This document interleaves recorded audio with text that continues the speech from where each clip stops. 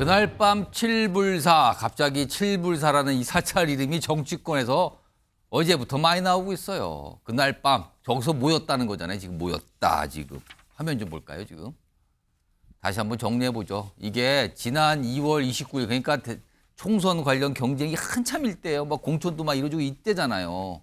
근데 이게 이 경남에 이제 칠불사에 뭐 이러이러한 인물들이 모였다 그래요. 김영선 전 의원, 그다음에 명태균 씨 지금 논란의 주인공이 되고 있죠. 그다음에 이준석 의원, 그다음에 천하람 의원 뭐 이런 분들이 모였는데 그때 당시 다 모였을 때 김영선 전 의원이 개혁신당 비례대표 뭐 압순번을 요구하면서 뭐 1번, 3번 얘기하면서 뭐 본인이 무슨 폭로하는 기자회견 뭐 이런 얘기를 꺼냈다 그러잖아요. 이것에서 이준석 의원은 당시에 뭐 밝힌 바는 그래요? 오늘 밝힌 바는? 아니 뭐 뭐 주고받았다는 뭘 이 텔레그램 내용 확인하니까 뭐 내용이 빈약하고 완결성이 없어서 뭐 아닙니다. 뭐 그냥 끝났어요. 이렇게 설명했는데 일단 모였잖아요. 저기에 모여서 뭔가를 얘기했단 말이 지금요. 이거에 대해서 허은하 개혁신당 대표가 어제 짧게 설명을 내놨어요. 들어보겠습니다. 저희는 약속한 바가 없습니다. 없는 것으로 알고 있고요. 또한 김영선 전 의원이 뭐 몇 번을 얘기했다라는 부분에 대해서도 사실이 아닌 것으로 저는 알고 있습니다. 저는 그 상황에 대해서는 잘 알지 못합니다. 잘 알지 못한다. 뭐가 아직은 명확하게 다 설명되지 않고 있어요. 이거에 대해서 김웅 전 의원이 꼬집습니다. 조목조목. 이거 이상하지 않습니까? 라고 보겠습니다. 네 가지 면에서 사실은 좀 의문점이 있어요. 첫 번째는 뭐냐. 바쁜 선거운동에 바쁜 기간인데 칠불사까지 내려갔다는 거예요. 그리고 밤새 거기에서 대화를 나눴다는 것이죠. 그건 통상적이지가 않습니다. 아하. 두 번째는 김영선 의원은 1번이라고 이야기를 했을 것이고 그건 어려우니까 3번이라고 이야기했다고 하는 것은 딜이 있었다는 것을 반증을 하고 있는 것이고요. 세 번째 같은 경우에는 그리고 김영선 전 의원이 양양자 전 의원하고 김종인 비대위원장을 만났다는 거 아닙니까? 1번, 3번 이것들에 대해서 뭔가 확답을 받고 달라라고 요청을 하기 위해서 갔다라고 볼 것이고 네 번째 같은 경우에는 기자회견문 자체도 개혁신당 쪽에서 준비를 했었다라는 이야기가 나오고 있는데 개혁신당 입장으로 봤을 때 자칫 잘못하면 이건 정치 공작과 공천거래라는 두 가지를 같이 저지른 것 같은 그런 오해를 받을 수밖에 없는 지금 그런 구조입니다. 최영수 열요? 그러니까 당시 선거운동을 굉장히 바쁠 때인데 굳이 칠불사까지 찾아가서 만나고 논의했다. 만나서 회동해서 만났다. 그걸 얘기했다. 왜 그렇다고 보십니까? 개혁신당에서는?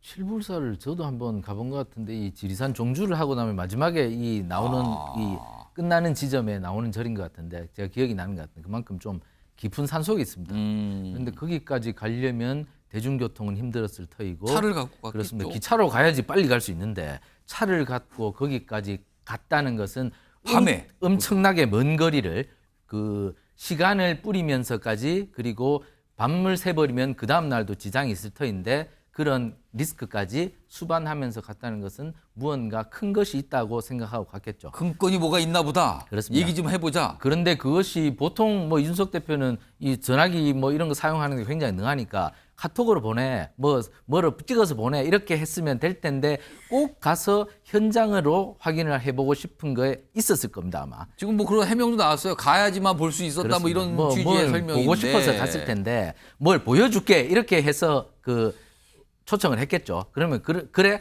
그럼 가서 볼게 이렇게 해서 갔는 것 같은데 그런데 뭐 지금 알려진 내용은 그거라지 않습니까? 뭐 김영선 의원이 전 의원이죠. 지금은 현직 의원이 아니니까 그 자신이 김건희 여사에게 뭐 공천을 부탁했는데 김건희 여사가 뭐 어떻게 뭐 어떤 반응을 보였다. 이런 것을 내가 보여주겠다. 그게 캡처한 내용이 그렇습니다. 그거다. 이것을 만약에 폭로를 하면 아주 큰 건이 될 것이니 그렇다면 나를 이런 공적을 인정하여서 개혁신당에 뭐 비례 몇 번을 주든지 뭐 이런 것을 좀 달라는 취지로 얘기를 했다는 것이 지금 알려진 보도 내용이지 않습니까?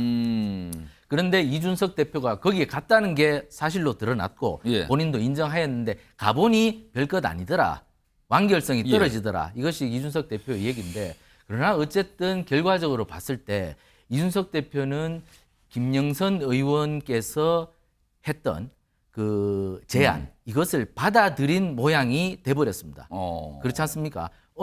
보통 내가 뭘 줄 테니까 뭘 해줘 이렇게 한다면 뭐 아까 김웅 의원도 얘기했다시피 이건 정치 공작이지 않습니까? 이런 걸 해서는 안 되는 것이죠. 그렇기 때문에 단칼에 끊었어야 하는데 그 같다는 것은 지금 굉장히 부적절한 상황으로 흐르고 있지 않은가 아주 좀 많은 해명이 필요해 보입니다. 서영주 소장님, 네. 지금 김웅전 의원이 이거 정치 공작과 공천 거래로 오해받을 수밖에 없는 상황이다 이렇게 얘기했는데 어떻게 판단하십니까? 그러니까 명태균 씨 사건은 지금 이준석 의원하고 연계시킬 이유가 하등이 없는 것 같아요. 그건 개혁신당의 일이죠. 이준석 의원이 당시에 이제 선거를 앞두고 나서 개혁신당은 4명이 있었고 말하자면 김영선 의원이 공천에 탈락하면서 개혁신당 넘어오면 5명이 되는 거예요. 그러면 정당 보조금도 바뀔 거고 순번도 바뀔 것이고 거기에 김영선 당시 의원이 가져온 국민의힘 그러니까 김건희 여사나 대통령이 공천에 개입했다 사적 명태균 씨의 어떤 부탁을 받고 이건 폭발력이 있죠.